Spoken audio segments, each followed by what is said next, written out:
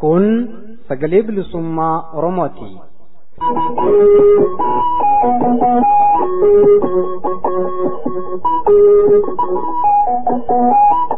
Sagaleen Bilisummaa Oromoo guyyoota kibxataa, jimaataa fi sanbataa ganama sa'aatii 6:00 hanga sa'aatii 7:00, galgala ammoo sa'aatii 6 hanga sa'aatii 6:30 akkasumas guyyaa roobii ganama sa'aatii 7:00 hanga sa'aatii 8:00tti, galgala ammoo sa'aatii 7 hanga sa'aatii 7:30 dambalii gabaabaa kiilooheerzii 7,175 irratti yookaan dambalii giddugaleessaa kiilooheerzii 837 irratti akkasumas dambalii gabaabaa meetir baandii 25 kiilooheerzii 11,810 irratti jimaataa fi dilbata galgala sa'aatii 8 hanga sa'aatii 8:30tti afaan Oromootiin, roobii ammoo galgala sa'aatii 8 hanga sa'aatii 9tti afaan Oromoo fi afaan Amaaraan wal duraa duubaan qophiilee dabarsuu amma jalqaba. Kun Sagalee Bilisummaa Oromooti.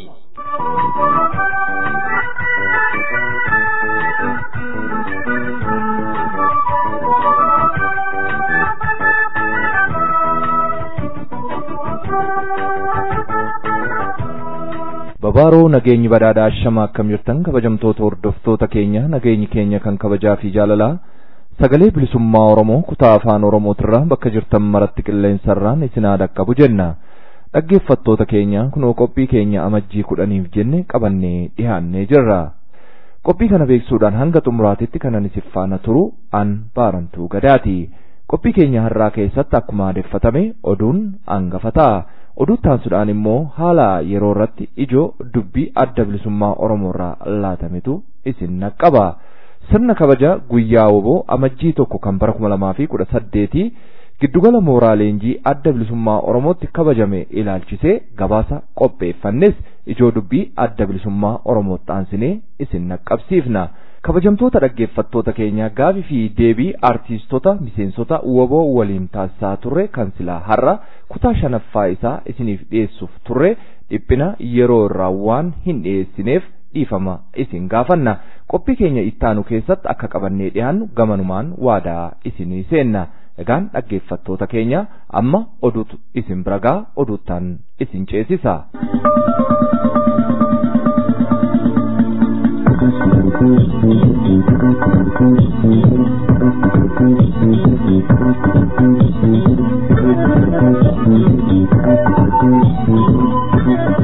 Irra deebi'uudhaan ashamaa akkam jirtu dhaggeeffattoota keenya kabajamoo fi jaallatamuun Sagalee Bilisummaa Oromoo Sagantaa Afaan Oromoorra oduu yeroo kanaaf qabannee dhiyaanne isinii dhiyeessinaa. Oduu kan isinii dhiyeessu ammoo an Liiban Gadaatiin. Waraanni Bilisummaa Oromoo zoonii Kibbaa Amajjii 1 guyyaa waraana Bilisummaa Oromoo kan bara 2018 uummataa waliin bifa ho'aan kabajate. WBO'n waraanni Bilisummaa Oromoo zoonii Kibbaa gaafa Amajjii 6 bara 2018 guyyaa waraana Bilisummaa Oromoo Amajjii 1 kan bara 2018 uummataa waliin haala akkaan miidhagaa fi ho'aa ta'een akka kabajate oduun bakkichaa Sagalee Bilisummaa Oromoo dhaqqabee addeesseera. Guyyaa waraana Bilisummaa Oromoo baranaa zoonii Kibbaatti kabajame kanarratti seenaa Amajjii 1 fi guyyaa WBO akkasumas haala walii galaa qabsoo Bilisummaa Oromoo irratti uummataaf ibsi bal'aa kan kenname yoo ta'u, sirna kanarratti karaa hawwisootiin diraamaaleen sirbooti guyyicha irratti fuulleeffatan akkasumas agarsiisi jajjabee mul'atuun beekameera. Ayyaana kanarratti uummanni Oromoo hanga 3,000 ta'u argamuun barameera. Biyya Ayerlaanditti sabboontooti Oromoo qabsoo Bilisummaa Oromoo adda Bilisummaa Oromoon durfamuu fi qeerroo Bilisummaa Oromoo jabeessuuf gumaacha maallaqaa taasisan. Oduun Sagalee Bilisummaa Oromoo dhaqqabee akka ifa godhetti Awurooppaa biyya Ayerlaanditti sabboontooti Oromoo qabsoo Bilisummaa Oromoo jabeessuuf gumaacha maallaqaa taasisaniiru. Akka kanaan sabboontooti Oromoo biyya Ayerlaanditti argaman 4 yuuroo 730 kan gumaachan ta'uun ibsameera. Kana malees achuma biyya Ayerlaanditti kan argamtu sabboontuun Oromoo tokko waraana Bilisummaa Oromoo fi qeerroo Bilisummaa Oromoo jabeessuuf yuuroo 1,000 gumaachitee jirti. Sabboontuun Oromootuun kanaan duras waraana bilisummaa Oromoo jabeessuuf gumaacha fakkaataa akka taasiste gabaasameera. Dhaggeeffattoota keenya oduu yeroo kanaaf qabannee dhiyaannes asuma irratti raawwateera. Qophiilee keenyaafan hordofaa.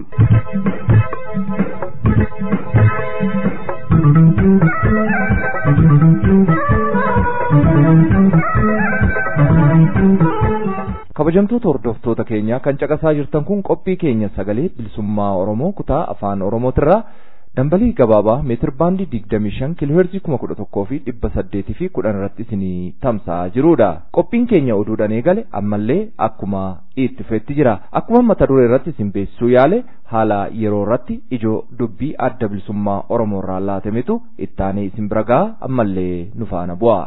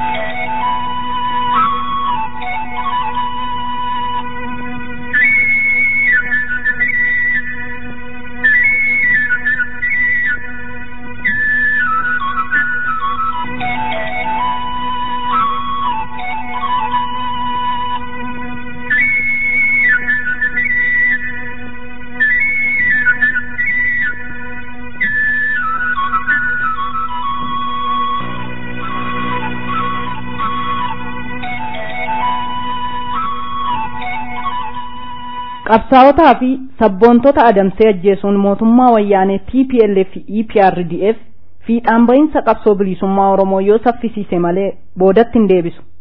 Ijoo dubbii adda bilisummaa Oromoo Amajjii 6 bara 2018. Abbaa irrummaa fi faashistummaadhaan kan yeroo kamii caalaatti kan of mul'ise barri bittaa isaa xumurarra kan ga'ee jiru mootummaan faashistii wayyaanee TPLF EPRDF abdii kutannaa olaanaadhaan yakka ajjechaa qabsaa'ota sabboontotaa fi waliigalatti uummata Oromoo irratti raawwatu daran babal'isee argama.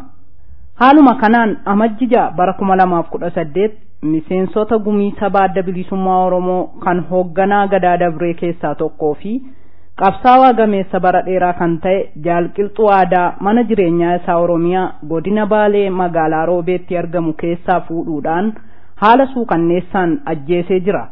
Jaalqilxuu Aadaa Amajjii 6 ganama keessaa sa'a 8 gubbaatti mana jireenyaa isaa keessaa fuudhamee daandii guddicha magaalaa Roobee gubbaatti goolessitoota loltoota wayyaanee Oromoo fi gara laafina hin qabneen rasaasni hedduun itti roobsamee ajjeefame. Gartuun wayyaanee TPLF EPRDF guyyaa irraa guyyaatti Oromoo irratti yakka raawwatu jabeessuu fi madaa Oromoo babal'isuu malee furmaataaf kan of hin qopheessine ta'uun dhugaa mul'atudha. Mootummaa wayyaanee TPLF EPRDF gama tokkoon hidhamtoota siyaasaa kan gadi lakkisuu fi wiirtuu qorannoo maayikalaawwii afaaniin kan cufsiisuuf deemu fakkeessee wayita dubbachaa jiru kanatti gama kaaniin ammoo humna qabu hundatti dhimma bahee akkasumas ergamtoota isaa gargaarsifatee qabsoo bilisummaa Oromoo laaffisuuf yookaan ammoo if booda deebisuuf duula cimaa saba Oromoo irratti addatti ammoo miseensotaa fi deeggartoota adda bilisummaa Oromoo irratti geggeessaa akka jiru ajjechaan Jaalqilxuu Aadaa irratti raawwatame ragaa guddaadha. Addi bilisummaa Oromoo ajjechaa mootummaan goolessituu fi faashistii wayyaanee TPLF EPRDF Jaalqilxuu Aadaa irratti raawwate gadi jabeessee balaaleffachaa maatii ijoollee fi firoottan isaaf jajjabina hawwa. Dhumarratti qabsaa'otaa fi sabboontoota adamsee ajjeesuun mootummaa wayyaanee TPLF EPRDF fiixaan bahiinsa qabsoo bilisummaa Oromoo yoo saffisiise malee boodatti kan hin deebisne ta'uu hubatuudhaan ummanni Oromoo adda bilisummaa Oromoo cina hiriiruun kaayyoo qabsoo isaa galmaan gahaatuuf cichoominaan akka sossoohu addi bilisummaa Oromoo yaamicha isaa haaromsa. Qabsaanni kufaa qabsoon itti fufa.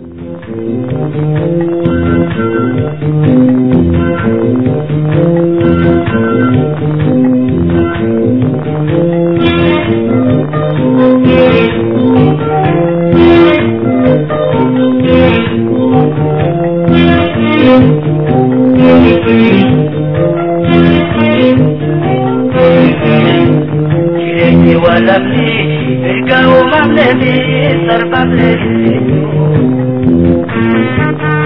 ولا تبرمي أصوم بيدي صوحنا خلنا إليك ولمني برقاو مملبي صرفا بلدي ولا تبرمي أصوم بيدي صوحنا خلنا إليك Apa kabar rumani badane itenyu Harko tagab rumah apa beragan Kali dibayi Dapenda bajar Warega muda Kali dikira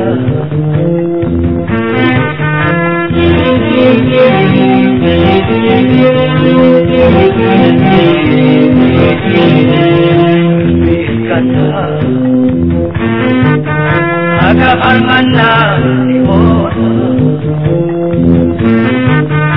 Irrenu tayyarab Wala mumki Irrenu tayyarab Wala mumki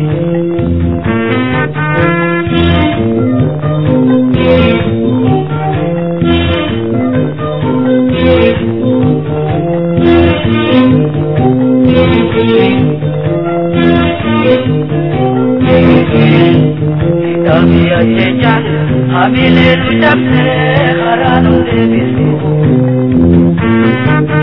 Kami disumpa, tiga nakalisu, bermadar lakisu. Kami ajejan, hamile lucapse, haranu debisu. Kami disumpa, tiga nakalisu, bermadar lakisu. Gabrummaa jala Oromoon satu amma bilisummaa bu'uura siraisu Abidi bayu tuufi ajjeese lameenuu jiraacha hubatee bobbaayi uumamni deebisu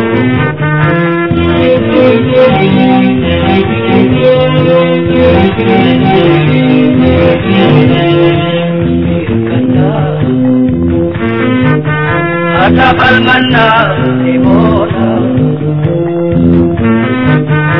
Irrenu tayyara Nuhosisi wala moti Irrenu tayyara Nuhosisi wala moti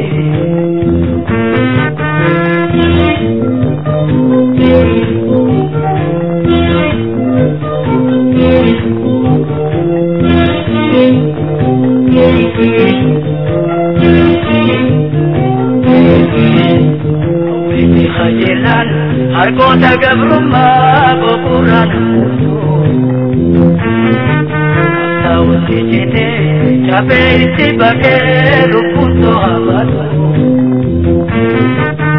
Witi khajilan harko tagab rumah bukuran Kapsawuti jite cape isi bake rupunto abadu Harapini tuh ibedani beita, takelu punture kamantar kamata. Kahumurati mudi je beibat, hidapi aje tulu pukone.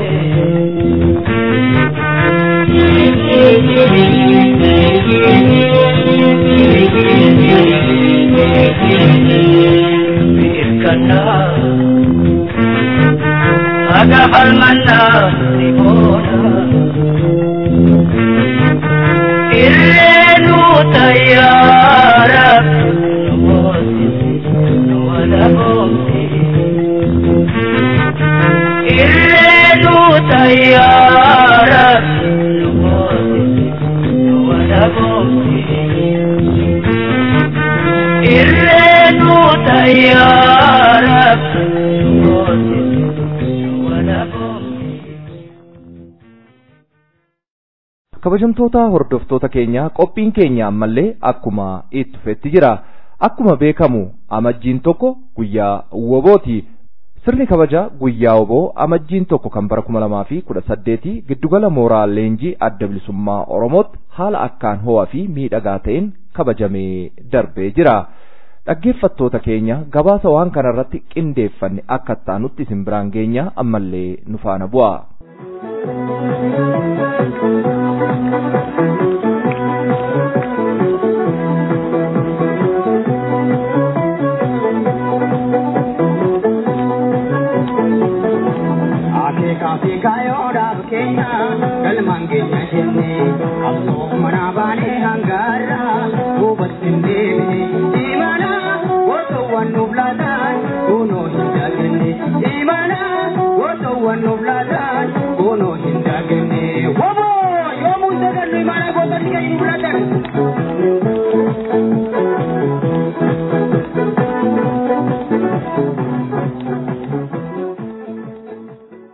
Amajjiin tokko guyyaan waraana bilisummaa Oromoo kan bara 2018 Jiddugala Mooraa Leenjii Bilisummaa Oromootti bakka hayyu dureen Bilisummaa Oromoo Jaal Daawud Ibsaa fi hoogganoonni dhaabaa akkasumas kaadhimamtoonni miseensonnii fi qondaalonni waraana bilisummaa Oromoo kana malees keessummoonni affeeraman argamanitti bifa miidhagaadhaan kabajamee ooleera.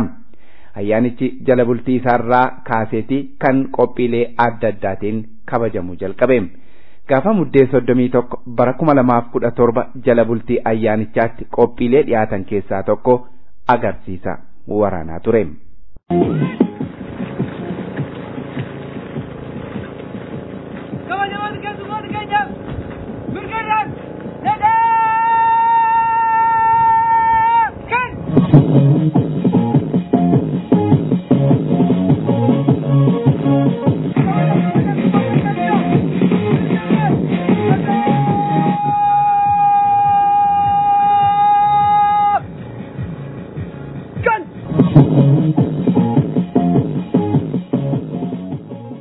Hiriira waraanaa akkaan hawataa ta'ee miseensonni waraana bilisummaa Oromoo dilbata darbe waaree booda dirree irratti dhiyeessan kana boodas walleelee warraaqsaa adda addaa gamtaan sirbuudhaan guyyicha akkaan ho'isaniiru.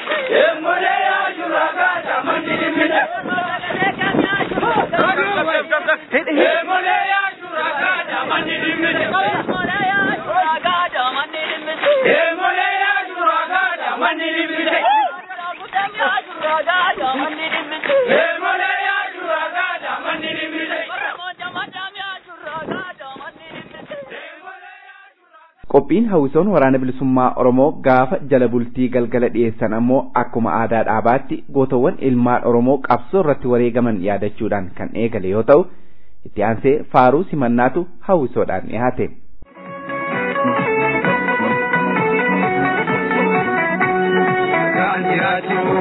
Yookaan dhabamuudha gayyamaan booda weeda'uu qabaa bukkee Oromoodha akkaan jiraachuudha yookaan dhabamuudha gayyamaan booda weeda'uu qabaa bukkee Oromoodha gayyamaan booda weeda'uu qabaa bukkee Oromoodha.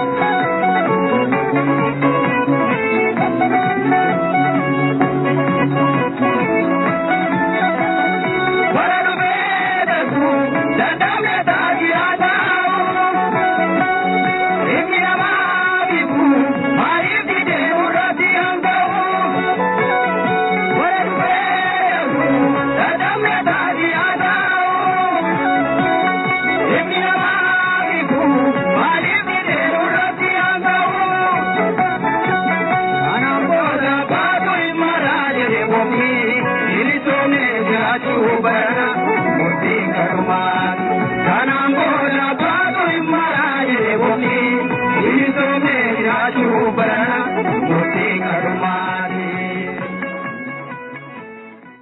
Kana booda sirboonni warraaqsaa, walleelee, diraamaa fi qophiileen adda addaa hawwisoo waraana bilisummaa Oromootiin akkasumas miseensota waraana bilisummaa Oromoo jiddugalicha keessatti argamaniin dhihaataniiru.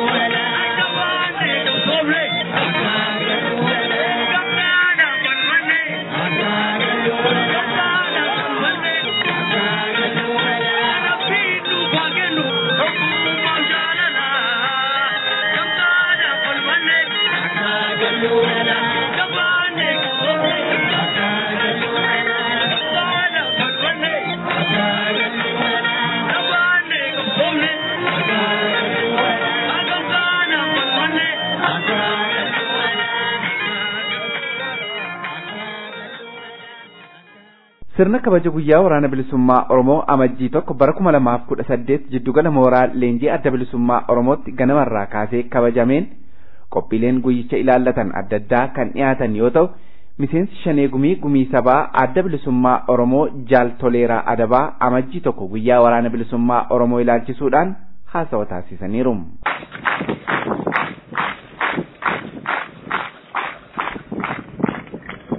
Hayyuu duree adda bilisummaa Oromoo Jaal Daawud Ibsaa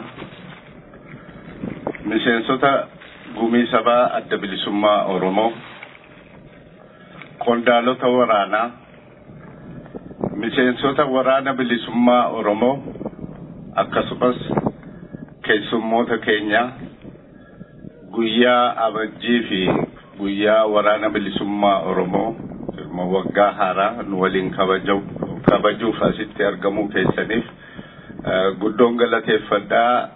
Waggaa haaraas baga nagaan geenye baga geessaniin jedha.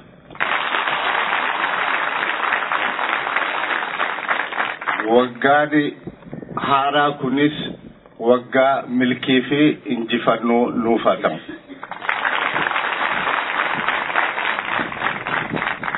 Jalbultiirraa jalqabnee hanga ammaatti Guyyaa WBO waggaa haaraa kabajaa jirra. Guyyaa kana ayyaana kana waggoota dheeraaf kabajaa as geenye. Kan baranaa garuu kan waggoota darbanirraa adda waan isa taasisu jira. Adda kan taasisus walgahii kora sabaa arfaffaa irratti Guyyaa WBOtti dabalee guyyaa rasaasni maqaa adda bilisummaa Oromootiin itti dhuka'e waliin akka yaadatamu murteeffamuu isaarraa kan ka'e ayyaana kana dachaa ta'a jecha. Kanarraa inni baranaa kun isa jalqabaa guyyaa waraana bilisummaa Oromoo fi guyyaa rasaasni jalqabaa maqaa bilisummaa Oromoo fi walabummaa Oromiyaatiin itti dhukaafame waliin kabajnaa jecha. Guyyaa har'aa maaliif akka kabajnu walaloodhaan dammaqsaan bareechee nuuf himeera. Maaliif akkas dhufne immoo maaliif akkasitti walitti qabamne maaliif akka gurmoofne immoo bariiteen kaleessa maaliif akka dhufee nan beeka jettee miidhaa uummata Oromoorra roorroo biyya keenya irra gahu sanatu qabsoo kanatti ishee fiduusee ibsiti. Har'a waan yeroo ammaa kana deemaa jiru immoo warri nu afaan fajjeessuu barbaadan warri waadaa kijibaatiin qabsoo kana karaarraa maqsuu barbaadan akka hin dandeenye dafaa baaburarraa bu'aa jette saartuun immoo maal tafere kanaaf hin jiru. Gabaabaatti garuu waan jechuu barbaadu guyyaan kun maaliif kabajama? Akkamitti jalqabe? Eessatti kabajamaa jira? Isa jedhu bakka lama qofatti qoodnee haa ilaallu. Tokko 73 hanga 74, lammeessu 76 hanga 80. Isheeduma kanan tuquu barbaada. akkuma hundumti keenya yaadannu qabsoon hidhannoo murna gabaabaatiin elemoo qilxuudhaan durfamuu bara 1973 baha Oromiyaa Harargeerraan qawwee ishee jalqabaa dhukaase. Yeroo sana keessatti dammaqiinsa uummata keenyaa haala uummata keenyaa yoo yaadanne sadarkaa amma gaheerraa baay'ee gadi bu'aa dammaqiinsi isaa murtaa'aa dhageettiin waliisaa gidduu murtaa'aa yeroo turetti jechaadha. Yeroo rasaasni jalqabaa sun nu ka'u mootummaan biyya sana bulchaa ture yookiin immoo sirnichi sirna abbaa lafaa akka ture ni yaadan.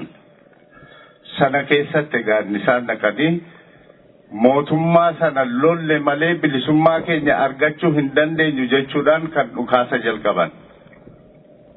Yeroo sanattis bakki lolli itti jalqabe sanatti abaar bu'ee yeroo uummanni keenya rakkachaa ture waan tureef qabeenya warra fiudaalotaa warra uummata keenya saamuudhaan jireenya isaanii tottolfatan irraa qabeenya isaanii fuudhanii uummataaf raabsuu dammaqiinsa poolitikaa uummanni keenya qabsoodhaan malee mirgi isaa kabajamuu akka hin dandeenye barsiisuudhaan yeroo gabaabaa keessatti fudhatama horachuu danda'anii turan.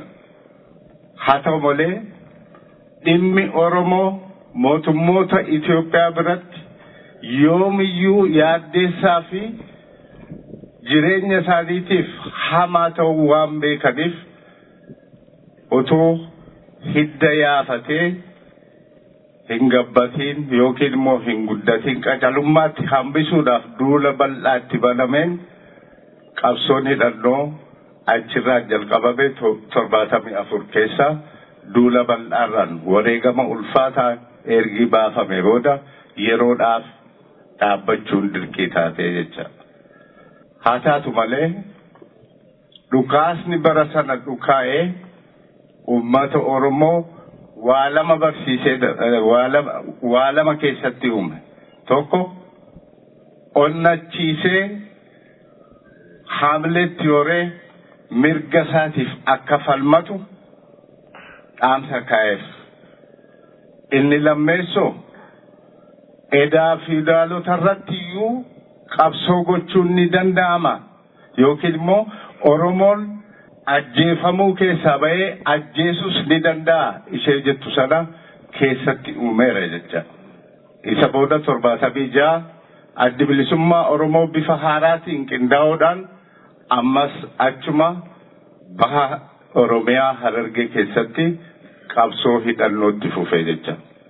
76 lolli mootummaa alas ture irratti jalqabame sun waggaa tokko utuun fixatiin immoo duulli hin eegamne sagantaa adda bilisummaa Oromoo keessa hin jirre yookiin immoo ABO'n diina jedhee hin eegne humni biraa biyya ollaarraa duula bal'aa bane jechaadha 77.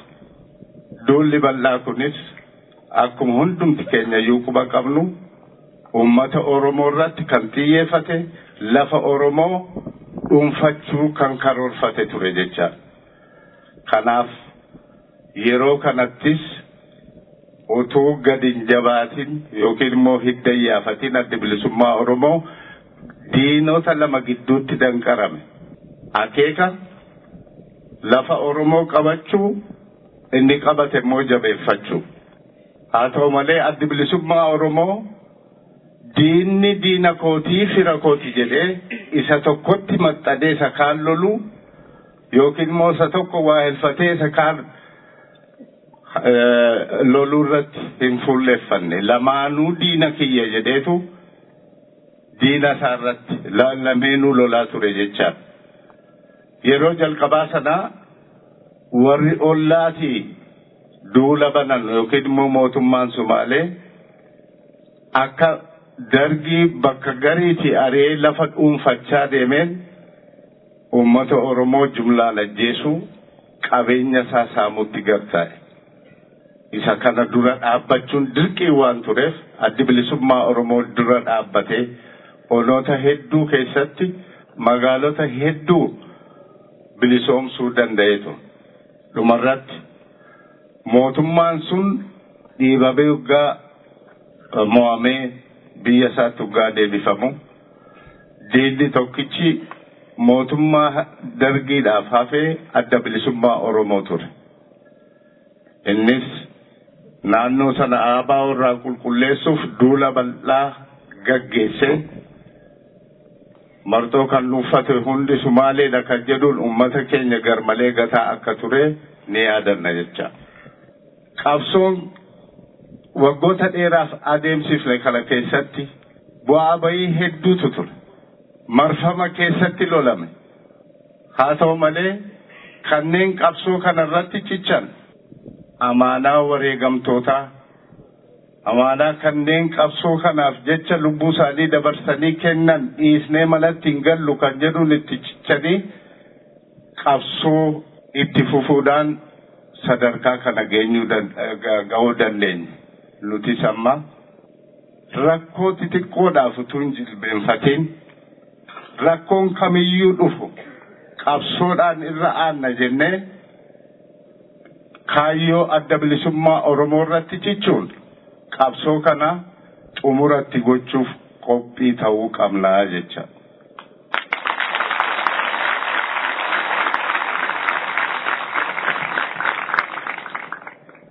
Hangafoota keenyarraa rakkoon fedhayyuu nu mudatu qabsoodhaan irra aanna kan jedhuun isa qabsoo sana jireessanii nuun gahani nuti immoo dhaloota biraatti dabarsuu osoo hin taane xumuratti gochuudhaaf hojjechuu kaayyoo dhaabaaf amanamaa ta'uu rakkooleef jilbeenfachuu dhabuun dirqama yeroo ammaa nurraa eegamu kan qabsoonis nurraa barbaadudha.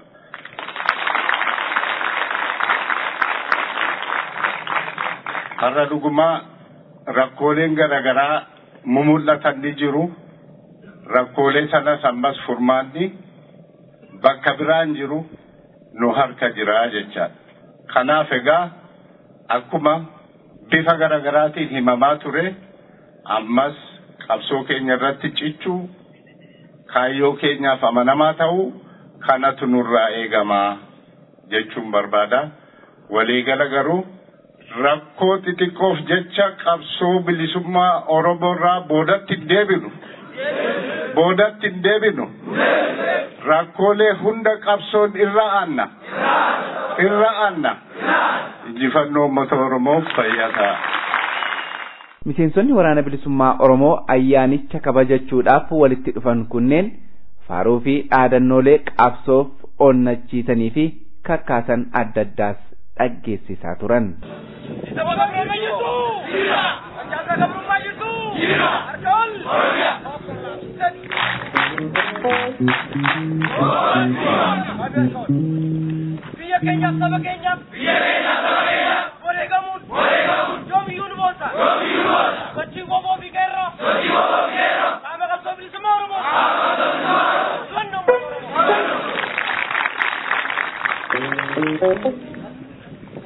Sirna kabaja guyyaa waraana bilisummaa Oromoo kanarratti argamuun guyyaa kabajamaa fi seena qabeessa kanaa fi adeemsa qabsoo bilisummaa Oromoo adda bilisummaa Oromoon hoogganamu irratti haasawaa kan taasisan miseensi shanee gumii sabaa adda bilisummaa Oromoo jaal'atoomsaa kumsaa waraanni bilisummaa Oromoo haala akkaan ulfaataa fi diidhaa jabaa gootummaa fi murannoon keessa qaxxaamuree injifannoo galmeessuu isaa guyyaa itti yaadannoo fi faarsinuudha jedhan.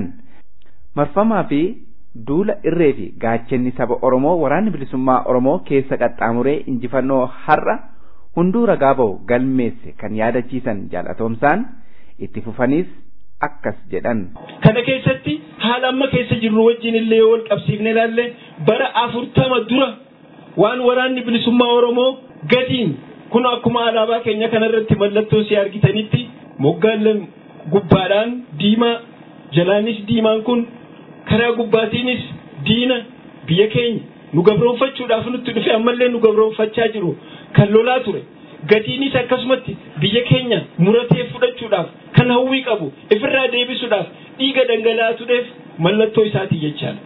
Haaluma san yeroo ammaa keessattis kan duraan maqaa sooraddeetiin akkuma reefu jedhetti maqaa adda addaa moggaafatanii lafa keenya awaashii gadi murachuudhaaf hawwii qaban ammallee immoo kunoo bara 40 booda itti deebinee hundi keenyaa kan miidiyaa adda addaa irraa dhagaa jirru liyyu poolis maqaa jedhu moggaafatanii liyyu poolisii miti daangaa miti dubbii lafa Oromoo muratanii fudhachuuti jechaadha.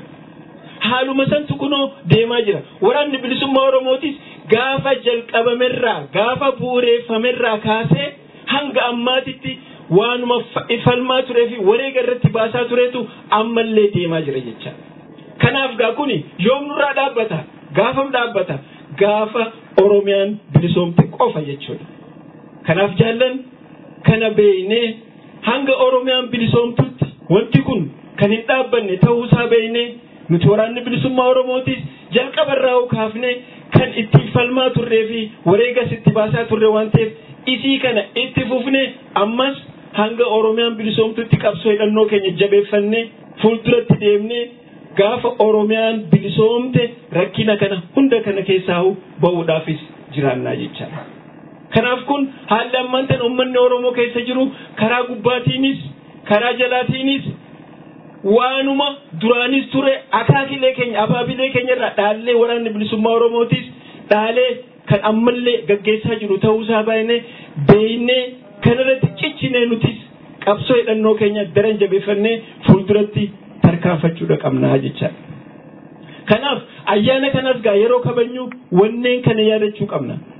Dhaadannoolee arraan tana nuti itti fayyadamnu barachaan lolaaf baran rakkoo qabsoon irraan rakkoo fedheefuu hin jilbiifan Oromiyaan ni bilisoomti obsaa fi murannoodhaan fuulduratti tarkaanfan kanneen jedhan san hundinuu kan gaafas uumamanii jechaadha.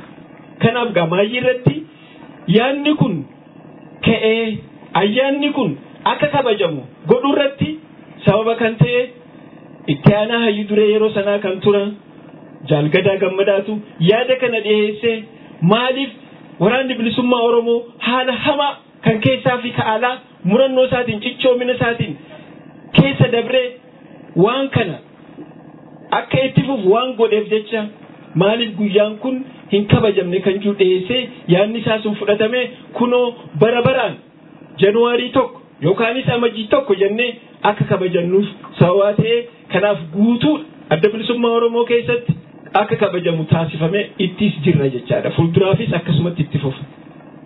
Kanaaf jaallan guyyaan kun seenaa waraana bilisummaa Oromoo keessatti bakka guddaa qaba. Guyyaan kun seenaa uummata Oromoo keessatti bakka guddaa qaba. Guyyaan kun seenaa adda bilisummaa Oromoo keessatti bakka guddaa kan qabu ta'uusaa beeknee hundi keenyaa'uu hamilee guddaadhaan kabajannee kan dabre itti xiinxallee kan keessa jiru laallee kan fuulduraatiifis karoora keenya lafa keeyyannee fuulduratti ittiin tarkaanfannu jechaadha. Ayyaanni Januwaarii akeeka mataa isaatii fi seenaa mataa isaa kan qabu kana waan ta'eef jecha isa kana jabeeffannee dhaloota itti dhufu warreen nutti aananiif barsiisaa wal fudhachiisaa akkasitti bara baraan akka jiraatu haa taasifnuun isiniin jaa. ABO'n haa jiraatu. WBO'n haa jiraatu. Qabsoon itti fufa. Injifannoo uummata Oromoof. Sirna kabaja guyyaa waraana bilisummaa Oromoo Jiddugala Mooraa Leenjii waraana bilisummaa Oromootti geggeeffame kanarratti walaloo, diraamaa fi qophiileen adda addaa haala yeroo ilaallatanii fi miseensonni waraana bilisummaa Oromoo jiddugalichatti argaman dirqama dhaabni isaanii itti kenne hunda gahummaan bahachuuf qophii ta'uu isaanii ibsan dhihaatanii jiru.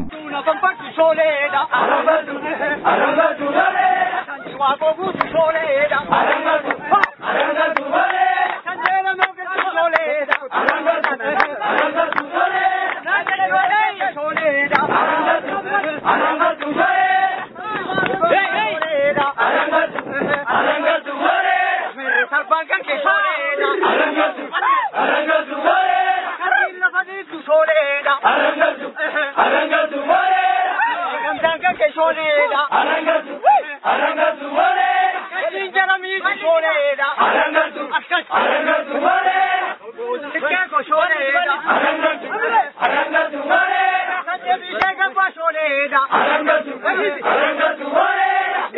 Soleda, Arangadu, Arangadu, Moreda, Soleda, Arangadu, Arangadu, Moreda, Soleda, Arangadu, Arangadu, Moreda, Soleda, Arangadu, Arangadu, Moreda, Gadalaya Soleda, Arangadu, Arangadu, Moreda, Sodae Nugala Soleda, Arangadu, Arangadu, Moreda, Robla Soleda, Arangadu, Arangadu, Moreda, Arangadu, Arangadu, Moreda, Arangadu, Arangadu, Moreda,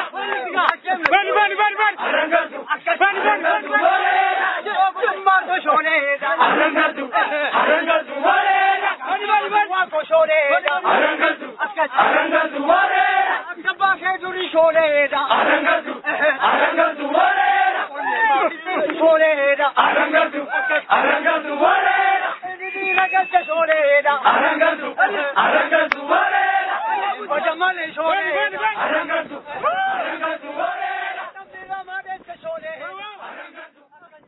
ayyaana guyyaa waraana bilisummaa Oromoo Jiddugala Mooraa Leenjiitti kabajame kanarratti miseensonni waraana bilisummaa Oromoo barumsa adda addaa kennamaa ture hordofuudhaan qabxii caalmaa galmeessisaniif badhaasni kennamee jira. Hojiilee jiddugalicha keessatti raawwatamaa turan irratti gabaasaan waliigalaa bifa cuunfaadhaanis dhiyaatee jira. Ayyaanicha irratti hayyudureen adda bilisummaa Oromoo Jaal Daawud Ibsaa haala qabsoo bilisummaa Oromoo fi siyaasa impaayera Itoophiyaa akkasumas dhimmoota biroo irratti haasawa taasisaniiru. Dhaggeeffattoota keenya haasaa hayyudureen adda bilisummaa Oromoo Jaal Daawud Ibsaa taasisanii fi qophiilee jiddugalichatti raawwataman ilaalchisuudhaan gabaasa qindeessine kutaa itti aanutti qabannee kan isiniif dhiyaannu ta'uu gamanumaan isin yaadachiisa. Gabaasa har'aaf qindeeffanne kanumaan xumurree jirra. WBO'n irree fi gaachana uummata Oromooti. Oromiyaan wareegama ilmaan isheetiin ni walaboomti. Injifannoo uummata Oromoof.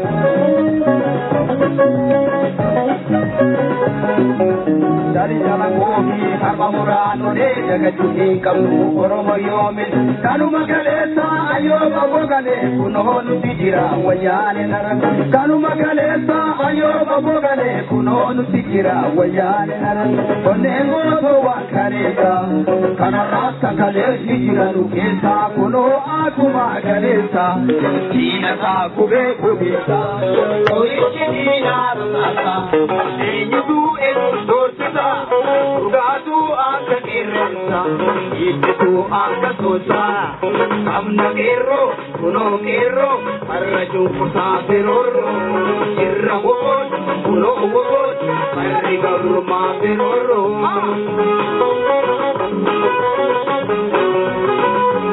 Numadi, haji numakaji rusi, amajjii, kenyale yalo sejani, harkawan, kabane anu durati, kanabashu banana banan, oroni sibusi, kanabashu banana banan, oroni sibusi, sile sumajana tani, warega mafilan tibani, wanabumani garmale, solan tuyo mene, sile sumajana tani, warega mafilan tibani, wanabumani garmale, solan tuyo mene.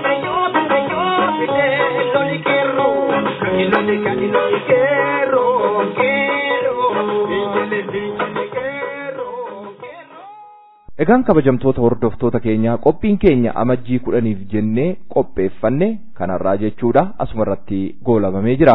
Qophii wal fakkaatuun deebinee hanga wal agarrutti sagalee bilisummaa Oromoo kutaa afaan Oromootirraa nagaatti isiniin jenna.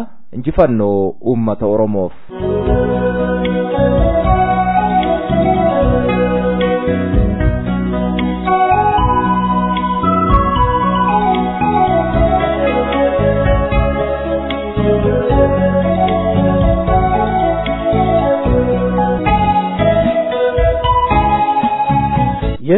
የኦሮሞ ነጻነት ድምጽ ነው።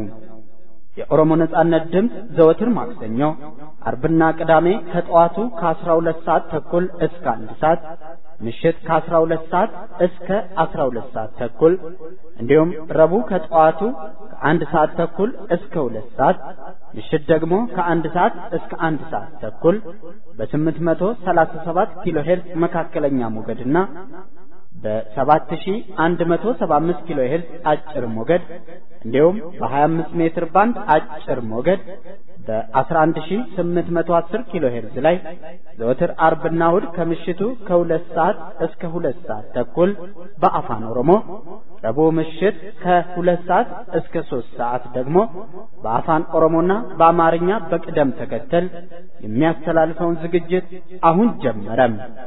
ይህ የኦሮሞ ነጻነት ድምጽ ነው።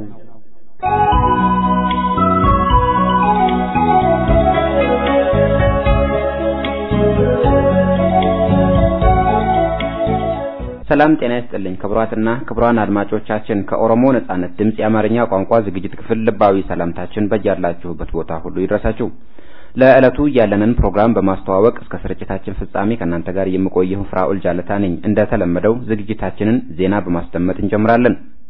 የዘንድሮው ጥር 1 የኦሮሞ ነጻነት ሰራዊት ቀን በኦሮሚያና በተለያዩ የውጭ ሀገራት በሚገኙ የኦሮሞ ዜጎች ዘንድ እጅግ በደመቀ ሁኔታ ተከብሯል። በተመሳሳይ መልኩ በዓሉ በኦሮሞ ነጻነት ግንባር የማዕከላዊ ጽሕፈት ቤት፣ በኦነግ የማሰልጠኛ ማዕከልና በተለያዩ አውደ ግንባሮች በሚገኙ ጀግናው የኦሮሞ ነጻነት ሰራዊትም ተከብሯል። ይህንኑ የተመለከተ ዘገባ ከዜናው ተከትሎ ይቀርባል። በማስከተልም በወቅታዊ የኢትዮጵያ ኢምፓየር የፖለቲካ ሁኔታ በተለይም ደግሞ ወያኔ ኢህአዴግ ለ17 ቀናት ካካሄደው ስብሰባ በኋላ አራቱን የሥርዓቱን ፓርቲዎች በሚዲያ በኩል ብቅ በማድረግ የሰጠውን መግለጫ በመንተራስ ያካሄድነው ውይይት ይኖራል። ሁሉንም ከኛ ጋር በመሆን እንድትከታተሉን እንጋብዛችኋለን። አሁን ዜና ይቀርባል።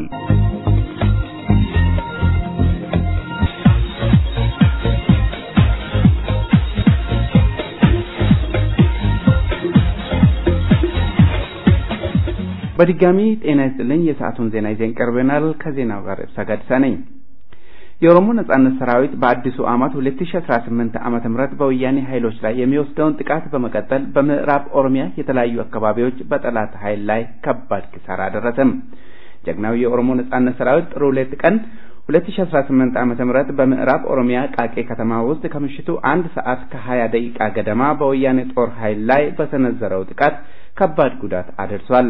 በጥቃቱ ኪሳራ የደረሰበት የጠላት ኃይል ተጨማሪ ኃይል ከጫንቃ ወደ ቃቄ ለማንቀሳቀስ ሲሯሯጥ እንደተስተዋለ ምንጮች ይፋ አድርጓል።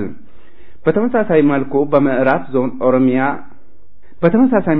የምዕራብ ዞን የኦሮሞ ነጻነት ሰራዊት ጥር 1 ቀን 2018 ዓመተ ምህረት አሰሳ በሚል ሽፋን ህዝቡን ለማዋከብ ከግዳሚ ወደ ሹመቴ ሲንቀሳቀስ የነበረውን የወያኔ ጦር በደፈጣ በማጥቃት ኪሳራ እንዳከናነበው የደረሰን ዘገባ ያመለክታል። የኦሮሞ ህዝብ የነጻነት ትግልና የኦሮሞ ነጻነት ሰራዊትን እንቅስቃሴ ለመግታት ከጠላት ጎን በመሰለፍ ጠላታዊ ስራ በመስራት ላይ የተሰማሩ የኦሮሞ ተወላጆች ጊዜው ከወገን ጎን በመሰለፍ ለነጻነት የሚሰራበት መሆኑን አውቆ ለጠላት ከመላላክ እንዲቆጠቡ የምዕራብ ኦሮሚያ ዞን የኦሮሞ ነጻነት ሰራዊት እዝ አስጠንቅቋል። በሀገር አይርላንድ የኦሮሞ ብሔርተኞች የኦሮሞ ነጻነት ሰራዊትና ቄሮ ብልሱማን ለማጠናከር የገንዘብ ድጋፍ አደረጉም። ለኦሮሞ ነጻነት ድምጽ የደረሰው ዜና እንደሚያመለክተው በአይርላንድ የሚኖሩ የኦሮሞ ዜጎች ጀግናውን የኦሮሞ ነጻነት ሰራዊትን እንዲሁም ቄሮ ብልሱማ ኦሮሞን ለማጠናከር 730 ዩሮ ድጋፍ አድርጓል። እንዲሁም እዛው አይርላንድ የምትገኝ አንዲት የኦሮሞ ብሔርተኛ በግሏ የኦሮሞ ነጻነት ሰራዊትንና ቄሮን ለማገዝ የሚውል 1000 ዩሮ የለገሰች ሲሆን ይቺው ብሔርተኛ ከዚህ ቀደምም ጀግናውን የኦሮሞ ነጻነት ሰራዊትን ለማጠናከር የገንዘብ ድጋፍ ማድረጓ ይታወሳል።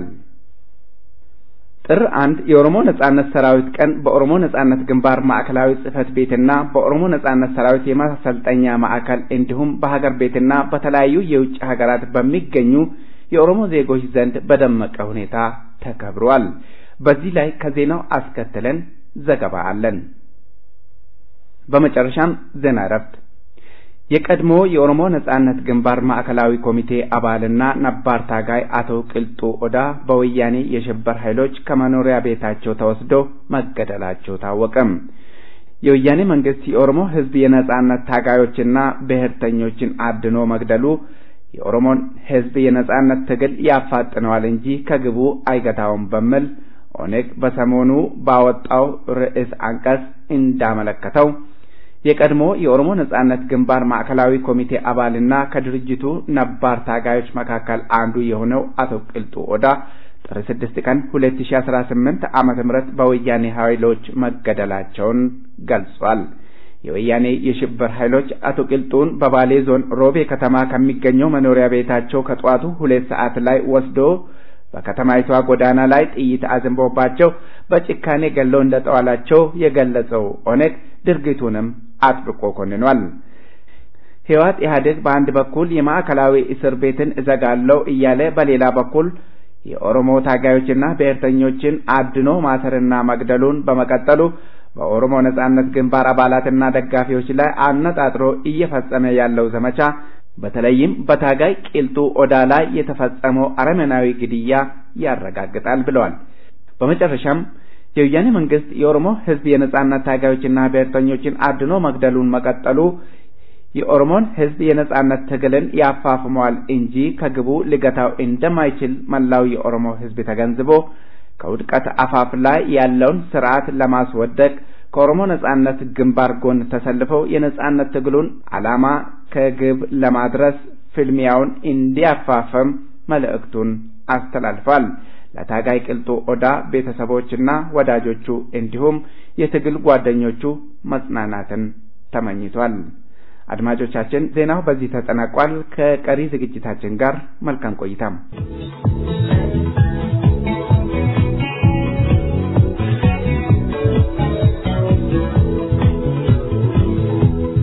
ከኦሮሞ ነጻነት ድምጽ የአማርኛ ቋንቋ ዝግጅት ክፍል ከኦሮሞ ነጻነት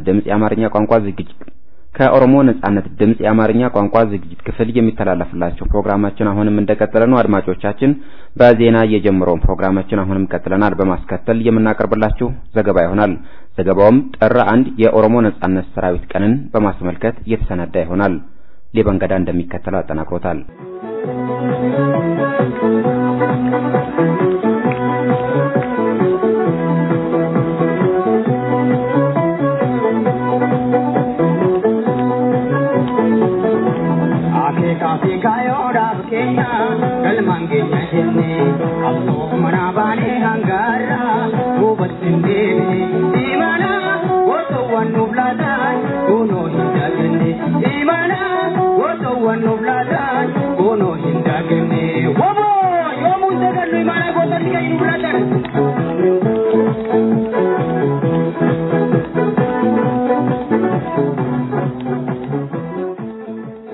የኦሮሞ ነጻነት ሰራዊት ቀን ጥር 1 በሀገር ቤትና በውጭ ሀገራት በተለያዩ ስነ ስርዓቶች እጅግ በደመቀ ሁኔታ መከበሩን የሚደርሱን ዘገባዎች ያመለክታሉ።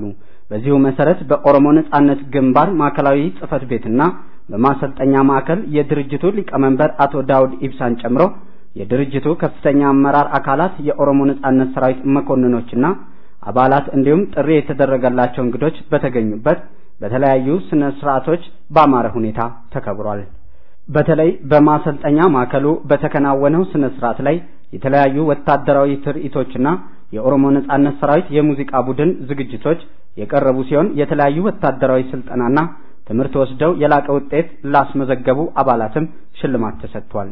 በዚሁ በዓል ላይ የተገኙት የኦሮሞ ነጻነት ግንባር ስራ አስፈጻሚ ኮሚቴ አባል አቶ ቶሌራ አደባ የበዓሉን ታሪካዊ አመጣጥ አስመልክተው ንግግር ያደረጉ ሲሆን በተመሳሳይ የኦሮሞ ነጻነት ግንባር ሊቀመንበር አቶ ዳውድ ኢብሳም በአጠቃላይ ወቅታዊ ሁኔታ ላይ ንግግር አሰምተዋል።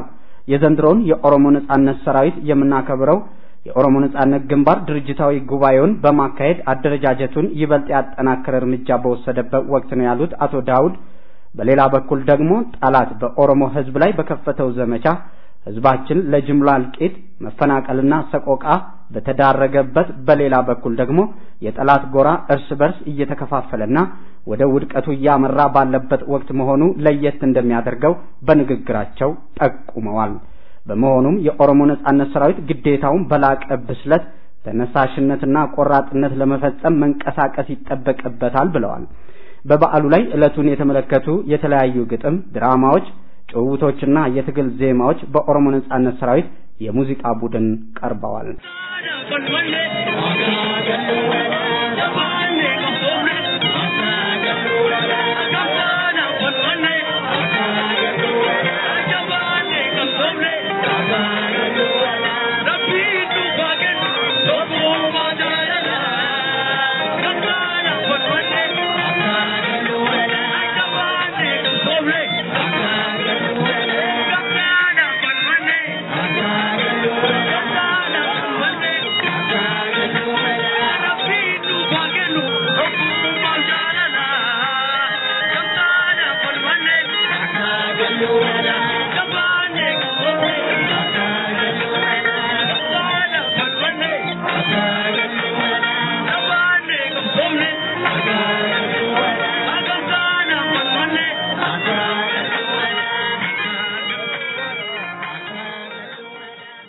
በተመሳሳይ መልኩ የደቡብ ዞን ጀግናው የኦሮሞ ነጻነት ሰራዊት የዘንድሮን የኦሮሞ ነጻነት ሰራዊት ቀንና አዲሱን ዓመት ጥር 6 ቀን 2018 ዓመተ ምህረት በአካባቢው ከሚገኙ የኦሮሞ ዜጎች ጋር በድምቀት ማክበሩን ከስፍራው የደረሰን ዘገባ አመልክቷል። በዚህ ክብረ በዓል ላይም ከ3000 የሚበልጡ የኦሮሞ ዜጎች የተገኙ ሲሆን የዕለቱን ታሪካዊ አመጣጥና የኦሮሞ ነጻነት ትግል ሁኔታን በተመለከተም ለታዳሚዎች ሰፋ ያለ ማብራሪያ ተሰጥቷል። ለበዓሉ የሚያስፈልገውን ወጪ በሙሉ የሸፈነው የዞኑ የኦሮሞ ሕዝብ እንደሆነም ተዘግቧል። በደቡብ ዞን በተከበረው በዓል ላይ በኦሮሞ ነጻነት ሰራዊት የሙዚቃ ቡድን የተለያዩ ጣዕመ ዜማዎች፣ ድራማዎች እንዲሁም የኮማንዶ ትዕይንት እንደቀረቡ ታውቋል።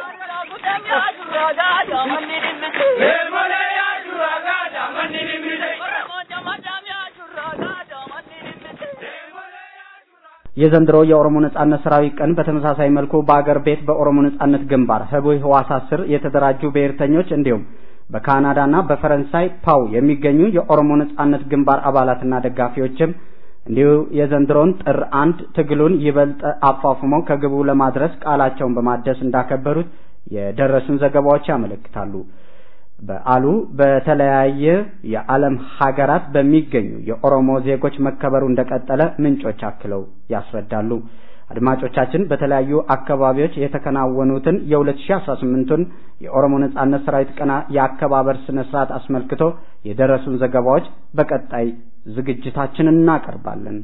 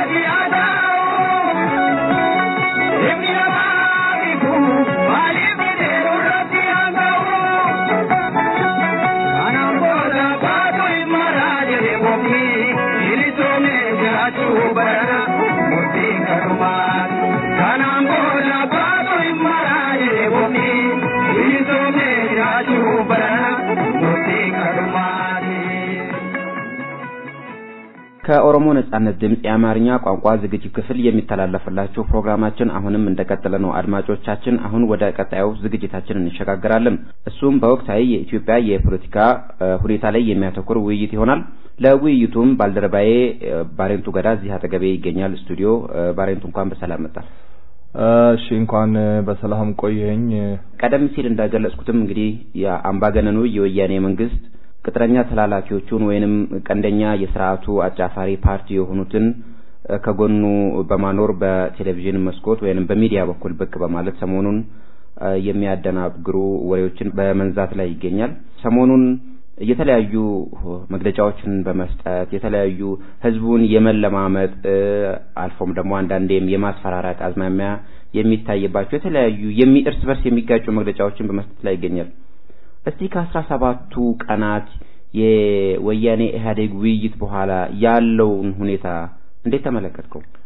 እንግዲህ ኢህአዴግ የሚባለው ድርጅት ለስሙ ኢህአዴግ ይባል እንጂ ወያኔ የምትመራው የተላላኪዎች ቡድን ነው። ሌሎቹ ተላላኪዎች ናቸው። ይሄ እንግዲህ በተደጋጋሚ እኛ ብቻ ሳንሆን ሁሉም የኢምፓየሪቷ ህዝቦች በተለይ ደግሞ የፖለቲካ ሰዎች ሲናገሩት የነበሩት ነው። እናም ዛሬ ወይም በዚህ በ17ቱ ቀን ስብሰባ ወይም መናቀር በኋላ የመጣ አይደለም ይሄ አይነት እንደዚህ የማደናገሪያ መግለጫ ማለት ነው። 27 አመት ሙሉ እኮ ይሄ ድርጅት ወያኔ ኢህአዴግ የሚባለው ድርጅት እንዲሁ ህዝቡን በተለያየ መንገድ ድራማ እየሰራ አንድ ጊዜ ዶክመንተሪ አሸባሪ በዚህ መጥቶ በዚያ ያለ ያስፈራራ፣ ሌላ ጊዜ ደግሞ ነከሌና ነከሌ አሸባሪዎች ናቸው ያለ ንጹሃንን እያሰረ ከስራ እያባረረ ሲጨንቀው ደግሞ የተለያየ ፕሮፓጋንዳ እየነዛ ሲያደናግር እንደነበረ ማንም በግልጽ የሚያውቀው ሀቅ ነው። ይሁንና አሁን ወደ አልከው ወይም ደግሞ ወደ ጠየቀኝ 17 ቀኑ ስብሰባ እንኳን ማለት ያስቸግራል። የማወናበጃ የመደነቋቆሪያ ምን ብለን ለህዝቡ እንቅረብ የሚል የ17 ቀን ውይይት ነው። እንዴት አድርገን የህዝቡን ችግር እንፍታ ሳይሆን እንዴት አድርገን ለቀጣይ ህዝቡን አደናግረን በስልጣን ላይ እንቆይ የሚል ውይይት እንደነበረ ውስጥ አዋቂ ምንጮች ይናገራሉ። እናም አራቱም ብቅ ብለው ከዚህ በፊት ተደርጎ በማያቅ መልኩ ማለት ነው እንግዲህ ሲነዙ የነበሩትና አሁንም እየነዙ ያሉትን ፕሮፓጋንዳ አብረን እያየን ያለነው ነው። ፕሮፓጋንዳውን እንኳን በስርዓቱ አቀናብሮ ለማቅረብ ተስኗቸዋል። ምክንያቱም ለማሚለው ሌላ ነገር ነው። የደቡቡ ኃይለማርያም ተብዬው አሁን ለስሙ ጠቅላይ ሚኒስትር የሚባለው አሻንጉሊት የሚናገረው ሌላ ነው። የባዕድኑ ምክትል ጠቅላይ ሚኒስትር ደመቀ መኮንን የሚባለው የሚያወራው ሌላ ነው። በተመሳሳይ ደግሞ የወያኔው ወይም ደግሞ ጠቅላላ የሀገሪቷን ፖለቲካ አንቆ ያዙት የቲፒኤልኤፍ ቀንደኛ መሪ ያሆኑ የወቅቱ ማለት ነው ደብረጽዮን የሚናገረው ሌላ ነው። እርስ በርሱ የተምታታ የተጋጨ እንደ መንግስት ይሁን እንደ ፓርቲ እንኳን እንደቀረቡ ለማወቅ በጣም የሚያስቸግር ነበር። በመግለጫቸው ከተቃቀሷቸው በርካታ ነጥቦች መካከል ዲሞክራሲያዊ ስርዓትን የማጎልበት በውስጥ በፓርቲ ውስጥ እንዲሁም በኢህአዴግ ውስጥ አልፎም በህዝብ ውስጥ ዲሞክራሲያዊነትን የማጎልበት እኛ የዲሞክራሲ ችግር አለብን ነው የሚሉት። በአንድም በኩል የዲሞክራሲ ችግር ውስጣችን አለ እያሉ በሌላ በኩል ደግሞ አብዮታዊ ዲሞክራሲን እናራምዳለን ወይንም ህዝቡን በዲሞክራሲያዊ መንገድ እንመራለን የሚለው እርስ በርሱ የሚጋጭ ሆኖ አላየኸውም? ይሄ ግልጽ ነው።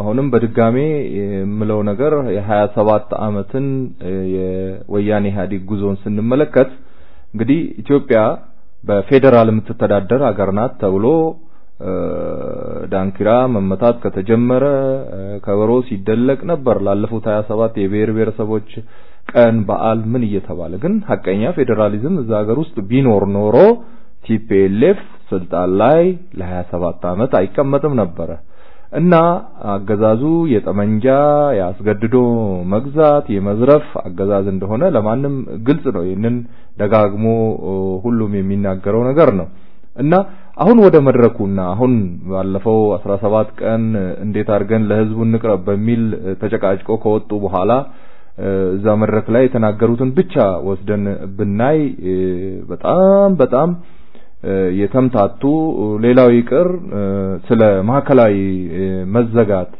እንኳን ሌላ ቦታ በጥቁር ድንጋይ ስንት ሚሊዮን ብር ወጥቶበት እስር ቤት እየተስፋፋ እያደገ የበለጠ አፈና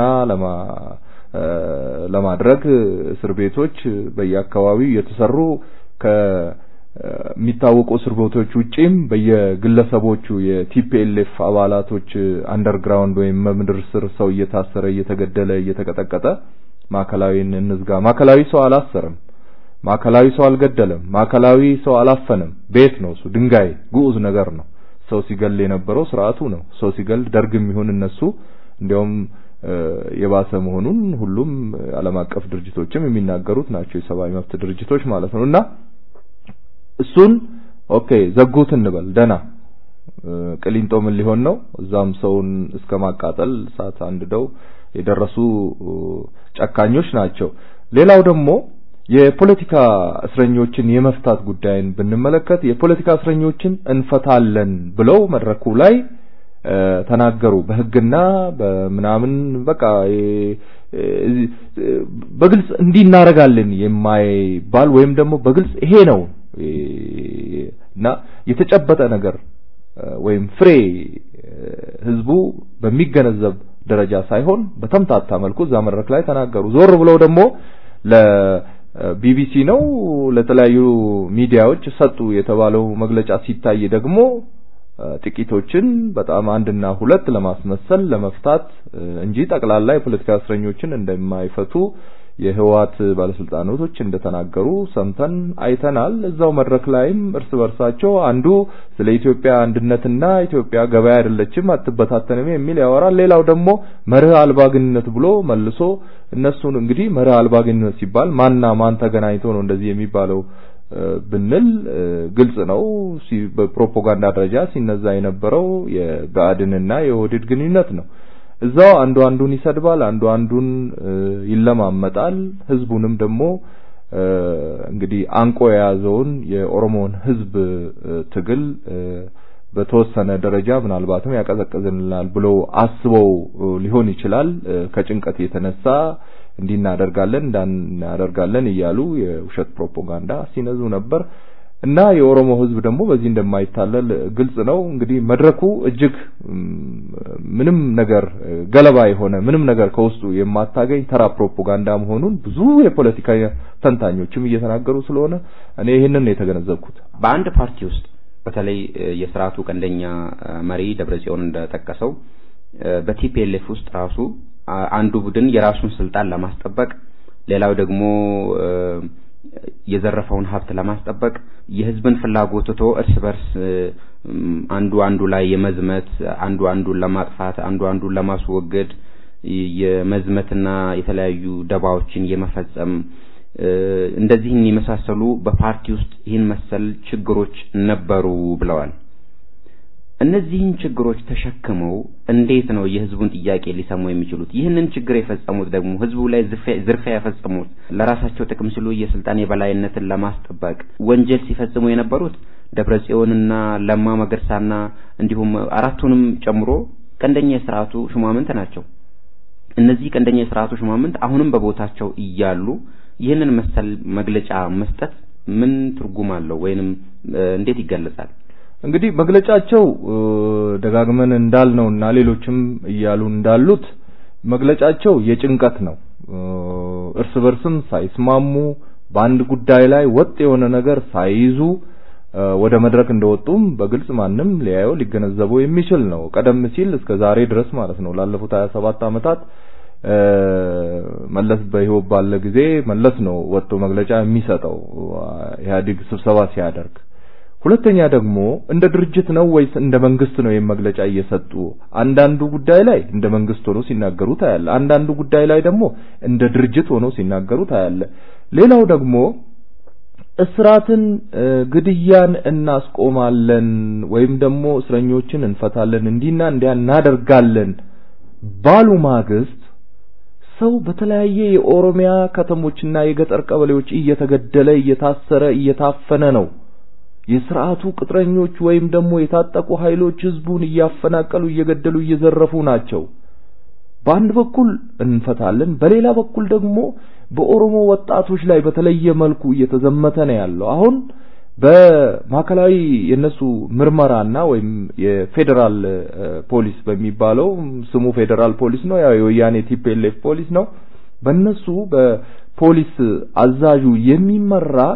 ቄሮ ምንድነው የሚል ቄሮ ላይ ዘመቻ ለማድረግ ወይም ደግሞ ቄሮ ማለት በግልጽ የኦሮሞ ወጣቶች ማለት ነው የኦሮሞ ወጣቶች ላይ ዘመቻና ከመሰረቱ ስለ ቄሮ ለማወቅና ቄሮን ለማፈን ወይም ደግሞ የኦሮሞን ወጣቶች እንቅስቃሴ ለማጥፋት ኮሚቴ አቋቁሞ ወጥቷል አሁን በቅርብ ቀን ይሄንን ስብሰባና መግለጫ ከሰጡ በኋላ ከዛ በተረፈ ደግሞ በግለሰብ ደረጃ አንድ ታዋቂ የኦሮሞ ህዝብ መብት ታጋይ በሮቤ ከተማ የኦሮሞ ነጻነት ግንባርም በርዕሰ አንቀጹ በዚህ ሰሞን የገለጸው ነው በአደባባይ ገለዋል ሰው አንገልም ሰው በፖለቲካ ምክንያት የታሰሩትን እንፈታለን እየተባለ የመብት ተሟጋቾችን በአደባባይ የሚገድል መንግስትና ቡድን ምኑን ታምነዋል ሊታመንም አይገባም የኦሮሞ ህዝብ ማያምንም ሌሎችም ጭቁን ህዝቦች ያምናሉ ብዬ አላስም ብዙ የተምታቱ ነገሮችን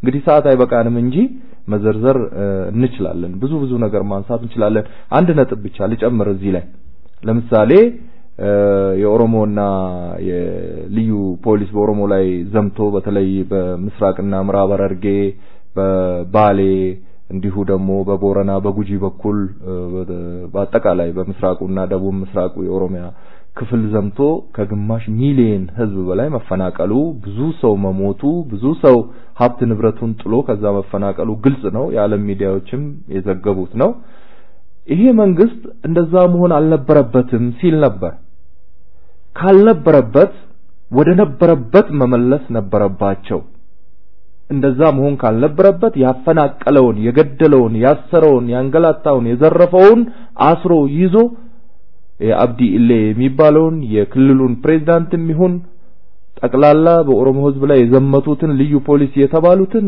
ይዘው ማሰር መቅጣት የኦሮሞ ህዝብ ሀብት ንብረቱን ጥሎ በመሰደዱ እዛ ሀብት ንብረቱ ላይ እንዲመለስ ማድረግ ሲገባቸው ያየን ያለነው በቴሌቪዥንና በሬዲዮ በሻሸመኔ በኦሮሚያ በፊንፊኔ ዙሪያ ባሉት ከተሞች በድሬዳዋ በምን ቤት ሲሰራላቸው ነው ያየን ያሉት የተፈናቀሉት በማን ሀብት የኦሮሞ ህዝብ ከውጪና ከውስጥ ባዋጣው ከመቀነቱ ፈቶ ስለዚህ የፌደራሉም ይሁን የክልሉ መንግስት በጭራሽ የሚናገሩት ነገር የማይስማማ እንደ ድርጅትም ይሁን እንደ ቡድን ያልተስማሙ የተበጣበጡ የኦሮሞ ህዝብ የነጻነት ትግል ከዳር ያደረሳቸው መሆኑንና የሚናገሩት ሁሉ ሐሰት መሆኑን ሞትም እስራትም ሁሉ መፈናቀልም ከኦሮሞ ህዝብ ጫንቃ ላይ ያልወረደ መሆኑን ነው ምናየው መልካም ወደ አንድ ነጥብ እንመለስ የወያኔ ተላላኪ የሆነው ኦፒዲዮ ድርጅትን በመምራት ላይ ይገኛለሁ የሚለው ለማ መገርሳ ማለትም የኦሮሚያ ክልላዊ መንግስት ፕሬዝዳንት ነኝ የሚለው ለማ መገርሳ በተደጋጋሚ በሚዲያ ላይ የሚናገራቸው ንግግሮች አንድም ሁለትም ይሆኑ የኦፒዲዮ ሹማምንትም በተመሳሳይ የሱን ቃል ይዘው የማራገብ ስሜት በሚዲያ ላይ ሲስተዋል ወይንም ሲሰማ የተለያዩ ለማያቅ አግራሞትን ይፈጥር ይሆናል ለማ መገርሳ በሚዲያ በኩሎቶ ካሁን በኋላ አንድም የኦሮሞ ዜጋ አይገደልም አንድም ቀይ አይፈናቀልም ወይንም የኦሮሞ ዜጋ ምንም አይሆንም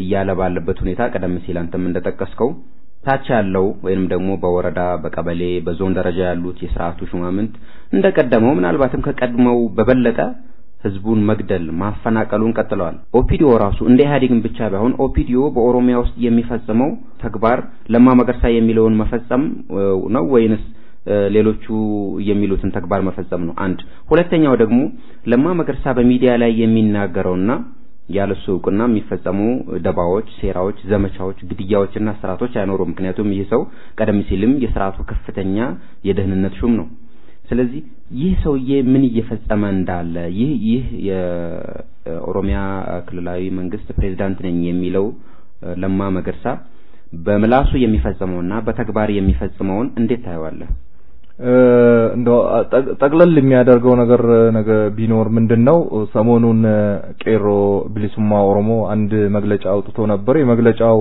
ርዕስ ምን ይላል ያጎውማ ኮ ቲቲ ሰራ ደመ ኤጉ ኮ ይላል በጥሬው ወደ አማርኛ ሲተረጎም ሞኝነቴ ከዝምብ ማር መጠበቄ ወደሚል መተርጎም እንችላለን በጥሬው እንግዲህ ከዝምብ ማር የመጠበቅ ያህል ነው ከለማ መገርሳ ወይም ጠቅላላ በስርዓቱ ውስጥ ኦፒዲዮ ሆኖ በማገልገል ላይ ባሉ አመራሮች ላይ የሚደረግ ተስፋ ከዝምብ ማር የመጠበቅ ያህል ነው ምክንያቱም ለማ ብቻ አይደለም አባዱላ ስልጣን ለቅቅ ያለው ብሎ ህዝቡ ጣሪያ በደረሰበት ወቅት የህዝቡ ትግልና ድርጅቱ መነቃነቂያ ሲያጣ እንደዛ ብሎ ተናገረ ሳምንት ባልሞላው ጊዜ ደግሞ ተመልሶ ወደ ስልጣኔ ተመልሻለሁ የሚል ነገር በእነሱ መግለጫ ሰማን እና ምን ያደረጉ ነው ወደሚለው ስንገባ እነዚህ ሰዎች ስርዓቱ በተለያየ መንገድ ያወናበደ እድሜውን እንዲያራዝም የተቀጠሩ ኡነተኛ የወያኔ ሎሌዎች መሆናቸውን የሚያሳይ ነው ለስድብ ወይም ደግሞ ስም ለማጥፋት አይደለም በግልጽ የኦሮሞ ህዝብም ይሁን ሌሎች ጭቁን የኢትዮጵያ ህዝቦች የሚያውቁት ሐቅ ነው የኦሮሞ ህዝብ ከዛ ሀገር ህዝብ ቢያንስ 1/3 ይሆናል የምንለው ህዝብ ቢያንስ የምንለው ህዝብ ይዘው ወይም ደግሞ ያስተዳደርን ነው እያሉ ባንድ ወከን በአፋን ኦሮሞ ለኦሮሞ ህዝብ የሚናገሩት ሌላ በአማርኛ ደግሞ ሌላ መድረክ ላይ ለሚናገሩት ወያኔ ያጠገብ ሆኖ ሌላ ስለዚህ እርስ በርሳቸው የተምታቱ የተጣረዙ የኦሮሞ ህዝብን ፍላጎት ያላማከሉ ለወያኔ ያደሉ ማድላት ብቻ አይደለም 100% ለወያኔ የሚጠቅሙ ስራዎችን እየሰሩ ነበር እየሰሩም ይገኛሉ ይሄን ሊያስብል የሚችል ተጨባጭ ነገር ማለት ነው የኦሮሞ ህዝብ አይታሰርም አይገደልም ከዚህ በኋላ ብሎ ሲናገር የነበረ ሰው አሁን በሆሮ ጉድሩ በደምቢዶሎ በጊምቢ በነቀምት በምስራቅና ምዕራብ ሐረርጌ በቦረና ደህንነቶች ጦር ተሰማርቶ አሁን ራሱ ከስራ ሰው ማባረር ተማሪዎችን ከትምህርት ቤት በማፈን ከመስሪያ ቤት በማፈን ሰው እየተገደለ እየታሰረ ይሄ ካለ ለማ ዕውቀት የተደረገ ነው ማለት አንችልም እነሱ እየመሩ ነው የወያኔ ደህንነቶችንና ታጣቂዎችን ወደዛ መስሉ እና ለማ ከወያኔ የአንድ ሳንቲም ግልባጭ እንደሚባለው ብለን ብንተው ነው የሚሻለው ልልፈልጌ ነው መልካም እንግዲህ ተቀለል ወዳለው የማጠቃለያ ሐሳብ እንምጣ ባሬንቱ የኦፒዲኦ ለማ መገርሳ የህወሓቱ ወይንም የቲፒኤልኤፍ ደብረጽዮን እንዲሁ የባዴኑ ደመቀና የስርዓቱ ጠቅላይ ሚኒስትር ተብዬው የደቡብ ኢትዮጵያ ህዝቦች ዲሞክራሲያዊ ንቅናቄ ወይንም ደህዴን ሊቀመንበር ነኝ የሚለው ኃይለ ማርያም ደሳለኝን ጨምሮ አራቱም የስርዓቱ ተላላኪዎች የሰጡትን መግለጫ በተመለከተ እንዲሁም በአገሪቷ ውስጥ ያለውን የፖለቲካ ሁኔታ አጠቃላይ ሁኔታ ስትመለከት በተለይም የኦሮሞ ህዝብ የትግል እንቅስቃሴ የደረሰበትን ደረጃ ስትመለከት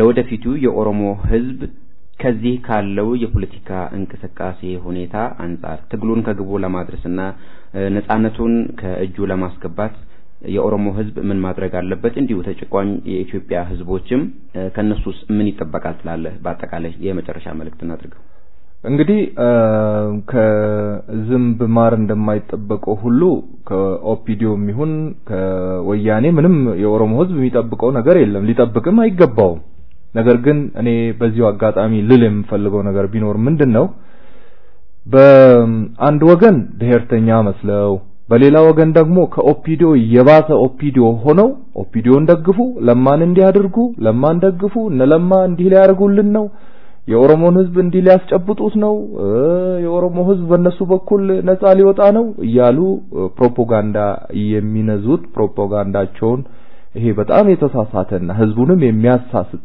27 አመት ተሞክሮ ያልተቻለ አሁንም ወደፊትም በፍጹም በዛ በኩል ወይም በዛ መንገድ ወደ አንድ አቅጣጫ መሄድ የማይቻል ድርጅት መሆኑ እየታወቀ የቲፒኤልኤፍ የበላይነት 100% በተረጋገጠበት ሀገር ውስጥ ለማን ከወያኔ ለይቶ በማየት አባዱላን ከወያኔ በአጠቃላይ ድርጅቱን ኦፒዲዮን ከወያኔ ለይቶ በማየት አይ ኦፒዲዮን ብንደግፍ እንዲህ ሊሆን ይችላል እንደዛ ሊሆን ይችላል እያሉ ህዝቡን የሚያወናብዱ ብሔርተኛ መስለው የጠላት ፕሮፓጋንዳ የሚነዙ በአገር ውስጥም በውጭም ያሉ ከዚህ ድርጊታቸው ቢቆጠቡና ከነጻነት ታጋዮች ጋር ቢሆኑ የኦሮሞ ህዝብ የተሻለ ውጤት ያስመዘግባል። አሁንም በራሱ ትግል በተለይም በኦሮሞ ነጻነት ግንባር በሚመራው ትግል ነጻነቱን ሊጎናጸፍ አሁን ያያየን ያለውንም የወያኔን